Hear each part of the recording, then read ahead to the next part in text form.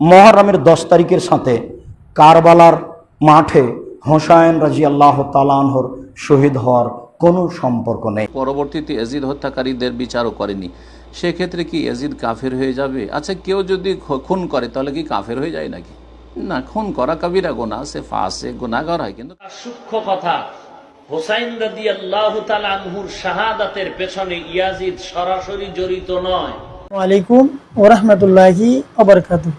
প্রিয় বন্ধুরা, কারবালার ময়দানে শহীদ হয়েছেন ইমাম হুসাইন রাদিয়াল্লাহু তাআলা আনহু। এই সম্পূর্ণ ঘটনাগুলি মিথ্যা।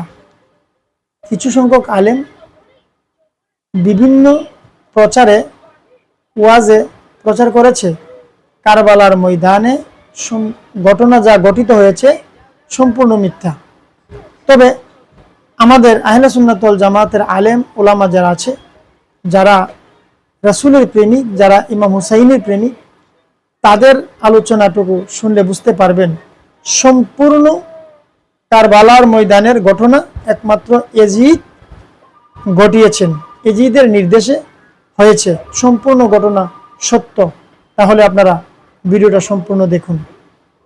মুহররমের 10 তারিখের সাথে কারবালার মাঠে হোসাইন রাদিয়াল্লাহু তাআলা আনহুর শহীদ হওয়ার কোনো সম্পর্ক নেই। ওবায়দুল্লাহ বিন জিয়াদের আদেশক্রমে শিমারের হাতে ইয়াজিদ ইবনে মুআবিয়া রাদিয়াল্লাহু তাআলা আনহুর রাজত্বতে ইরাকের মাটিতে কারবালার মাঠে নির্মমভাবে হোসাইন রাদিয়াল্লাহু তাআলা আনহু যে শহীদ হয়েছিলেন, যে ইতিহাস কিয়ামত পর্যন্ত থাকবে, যে ইতিহাস সমাজে শতকরা 80% থেকে 90%ই মিথ্যা হিসাবে ছড়িয়ে আছে। যারা মিথ্যা হিসাবে ছড়িয়েছে তার একজন হচ্ছেন বিষাদ সিন্ধুর লেখক। আমার বুঝ অনুপাতে তার শতকরা 70% কথাই মিথ্যা, আমি যেভাবে তদন্ত করেছি। সম্মানিত দিনী ভাই বোন, এই শিয়াদের মুহররমের 10 তারিখের এই ডুবি তবলা, গান বাজনা, বাদ্যযন্ত্রের মাধ্যমে হোসেনের শহীদকে সমর্থন জানানো বা তার জন্য দুঃখ বেদনা প্রকাশ করা, এইগুলি নেহায়াত অন্যায়। এরকম অন্যায় কাজকে, ন্যাক্কারজনক, নোংরা, হারাম, নাজায়েজ কাজকে ইসলাম কখনো সমর্থন করে না। আর কখনো মনে করবেন না যে হোসেনের শহীদের এই ঘটনাটি মুহররমের 10 তারিখের সাথে। আল্লাহর নবী ডাক দেয় বলেন, ইবনে আব্বাস রে, মক্কায় খবর দাও, আমরার হুসাইন আর নাই।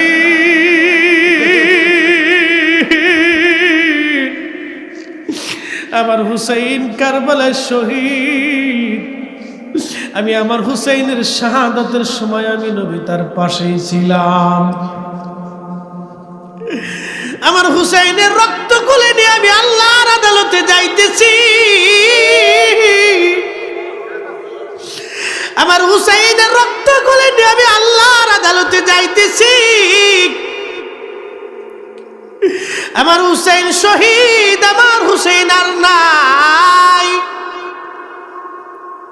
ইবনে আব্বাস রে, মক্কায় খবর দাও, আমরা হুসাইন আর নাই, হুসাইন শহীদ হয়ে গেছে। মুহররমের 10 তারিখে কি ঘটিল রব্বানা,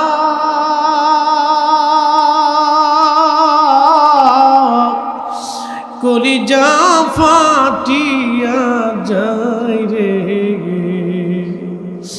বলিতে সেই ঘটনা। এই পাশের এলাকায় এক মসজিদে এক মোল্লা গত জুমায় ইয়াজিদকে রহমতুল্লাহ বলেছে।